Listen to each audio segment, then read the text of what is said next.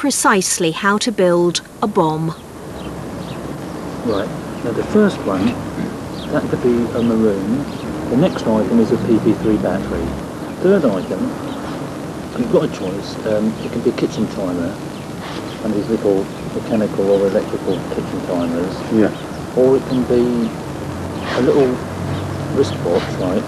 It's an improvised explosive device using a maroon or a torch bulb with an electrical source, which is designed so that when the recipient opens the letter, they make an electrical contact. This will produce a loud explosion, which will obviously have a shock value.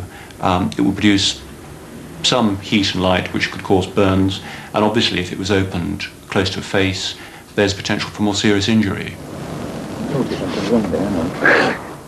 Robin Webb keeps the designs for this makeshift bomb literally up his sleeve. I'm looking at it upside down, that's what confused me. I've got one from one of those contacts or wires, whichever one it is, to one of the terminals on the PP3. Yeah. That's a circuit completed, apparently. On television interviews over the years, Robin Webb has always distanced the ALF and himself from the violence of the extremists.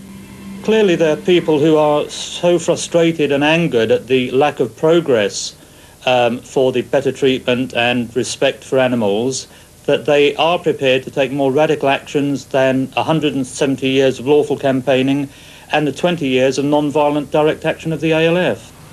When secretly filmed, though, he talked of the ALF's right to kill in the same breath as Nelson Mandela's struggle to end apartheid. If you're saying that Nelson Mandela was a great hero and the ANC were right to pursue the armed struggle to help end apartheid, either it's right to take up arms in all liberation struggles, or it's equally wrong in all cases. If you're saying that, yes, it's okay to kill a human to end apartheid, then why isn't it okay to kill a vivisector to end the suffering of beagle dogs? I don't say which side I come down on. Yeah. I just leave them with that thought, and it's up to them to make their own minds up.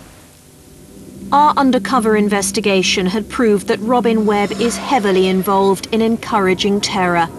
By his own account, he'll launder money to finance the bombers. He'll show them where they can hide. He'll supply the manuals. He'll offer the materials.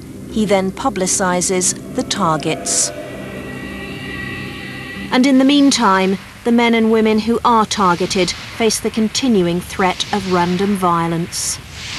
It's incredibly uncomfortable, enormously stressful, not just for me, but I mean I really feel guilty for the effect that it's had on my family. My kids have grown up from the age of 8, 10 or something through this period where we've been constantly under attack. If one takes the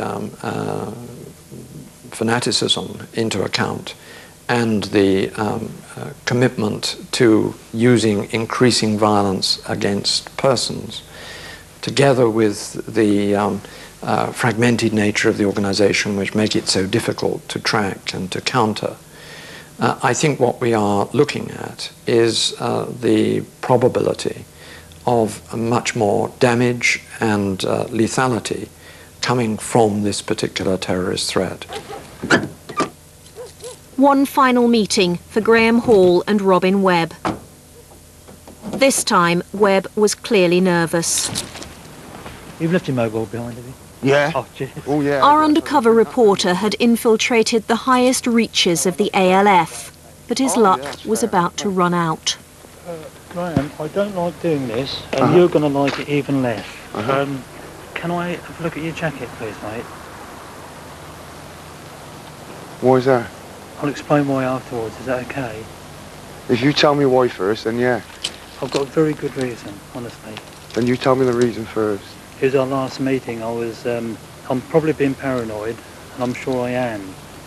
But there were a lot of little indications that you were wired. Well, if you don't trust me, Robin, I'll go now. End the story. If you listen to me, and I can explain why. And bearing in mind, I don't want to end up inside. Webb's fears of being jailed have yet to materialise. Just days ago, yet another court case against him, this time for conspiracy to incite criminal damage, collapsed. Charges were dropped after the High Court threw out convictions against Webb's co-defendants. We'll be handing over our evidence to the police.